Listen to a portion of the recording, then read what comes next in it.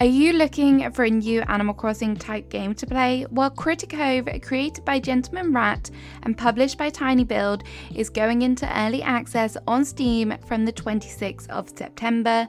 And after playing for a few hours, I can safely say this is going to bring back a whole bunch of memories from when you first strolled ashore your brand new island. I've put a link in the description below if you want to check it out for yourself, and Critico has very kindly sponsored today's video, so huge thank you to them. But without further ado, let's get into exploring this game, as I'm going to run through some of the key things you need to know about Critico. So first off, if you've not heard about Critico, it is a life simulation game where you rebuild an island which has a huge array of townsfolk to meet and befriend. You can set sail across an archipelago, and along the way you may also find some folk who need a helping hand. On your cozy island, you'll also be able to discover relics, craft items, and even decorate. Playing this game gave me serious flashbacks of when I first moved onto my Animal Crossing island and was completing all the different tasks for Tom Nook. But in Critico, this is on a whole other elevated level and much more in depth. For example, instead of just one DIY workbench, you get to make a whole workshop. There is also one other huge difference though. Instead of arriving on a barren island, you actually step foot onto an abandoned one, and this has made room for some interesting discoveries and where the title Scrapyard Life Sim comes from. Another thing you should know about this game is that whilst there is a little bit of farming, this is not what the game focuses on. There is not the daily grind of ensuring your crops are watered, harvested and planted, which I'm sure some of you will be happy about. The main focus of this game, if you have not guessed it, is much more about living, crafting, exploring and managing your new community. So that's what you can expect from the gameplay and just the general story, but here are some things to know about the gameplay mechanics and how the game works when you start playing. In this game, you get to create your very own character, and this has to be some of the most extensive character customization options I've ever seen. When I heard the name Critico, my initial thoughts were, oh, we'll be able to catch some cute bugs and meet some animals. Well, you can actually play as one of those cute critters. And it doesn't stop there. If you wanted to, you could be a dragon or even a television. You literally get to pick everything, even how you want your fingernails to be.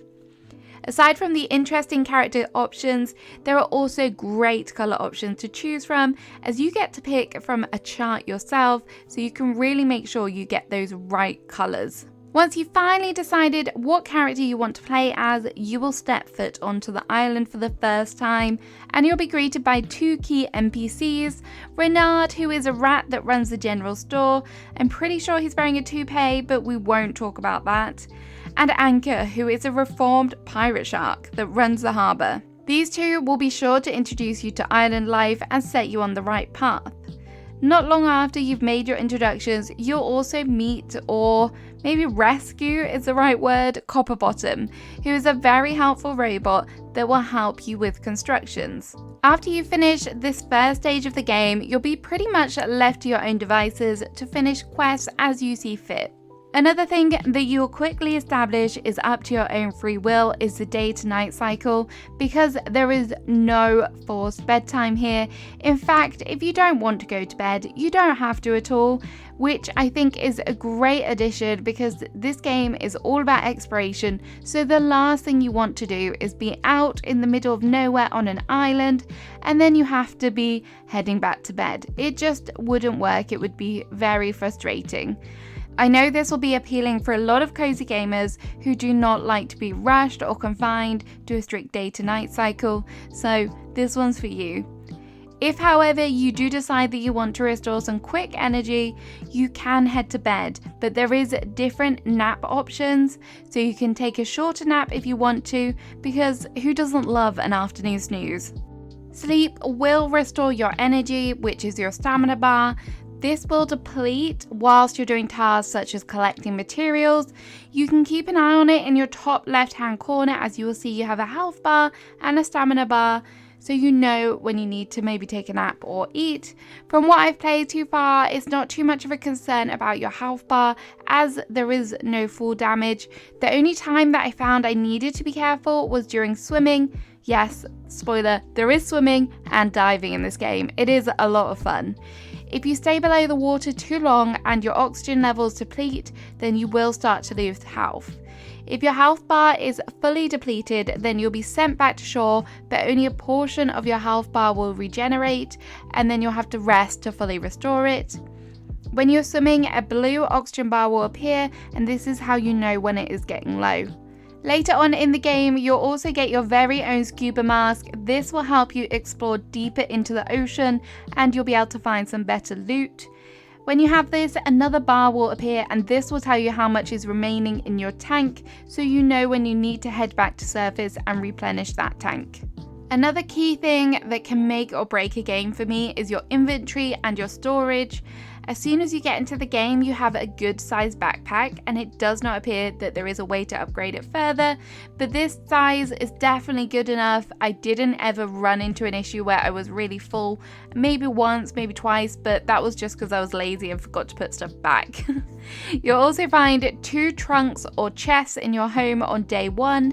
You can actually pick up these chests and move them to somewhere that's more convenient for you. I moved mine to my workshop, and I 100% recommend that if you're playing the game, you do this too. These chests are actually connected, however, you do just need to remember to click on the arrows, which took me a little while to figure out so that all of your items appear because there's different pages within the chest. Either way, I really think this inventory and storage system works well, and everything stacks in good amounts, which definitely helps. Crafting is a big part of this game, and early on there are quite a few different ways to learn new recipes, including from finding them in treasure chests and learning from paintings on the island. But you can also research recipes. You progress towards learning a recipe by destroying items, and once you've destroyed enough of that particular item, you'll then be able to craft the recipe for yourself. You are able to check your progress in your journal, so that's really helpful and you know what to keep an eye on. I really like this aspect of the game. It makes you more aware of your surroundings when you're exploring the island, and you kind of have to keep your eyes peeled for the different objects. Once you have recipes, you'll need somewhere to craft them, and this is where your workshop comes in. Firstly, your workshop will appear abandoned mess, but you'll be able to repair it with a little bit of work, and here you can store all of your crafting benches, and within your crafting benches there are different resources and items that you can make.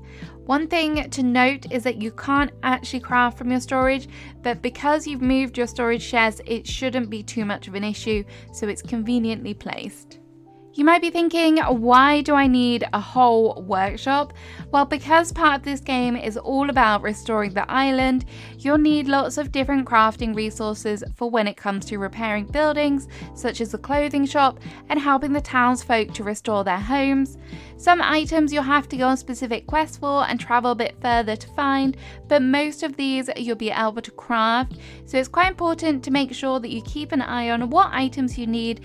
Some of these items you'll need more often than not, and when you have all of the required items, you then turn them in, as they'll be conveniently placed a bin outside of the particular home, and then construction will begin, and ta-da, you'll have a nice new home. In addition to rebuilding the town, you also get to be involved in the management of the townspeople. As you rebuild, you'll create shop, cafe that will all require staff, and you're given the job to decide who works where. In fact, you actually need to pay attention to their wants and likes, as some of them will not enjoy working where you've assigned them. Do not worry though, if you make a mistake, you can always fire them. Whilst we're on the topic of characters, there is no romance options within the game, which I'm not that mad about. I can take it or leave it. But each character does have their own stories, and there are quests associated with them. You're able to keep track of your relationships within your journal, which is quite useful.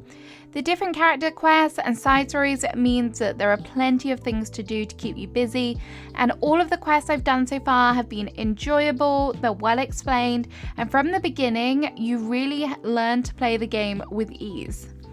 Overall, this game is showing a lot of potential for an excellent life sim with a definite twist. The whole scrapyard aspect to it is a lot of fun. If you're looking for a game that has all of the fun of a life sim and lots of characters, quests to complete, then this may be one for you.